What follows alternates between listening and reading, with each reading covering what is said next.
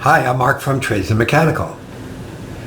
The fault code chart shown here can be helpful information to pass on to a qualified service person. More than one cause or situation can trigger how a specific fault code shows up, and the code will not always point to an actual part that has failed. Generally, the faults can be broken down into four main areas of concern.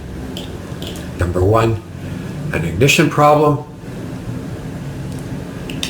2, a gas valve or gas supply problem. Number 3, an airflow problem.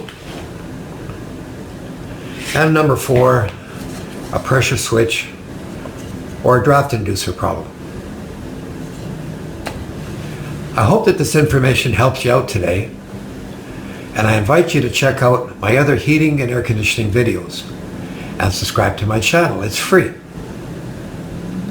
If you have a question about heating or air conditioning, just ask it in the comments below.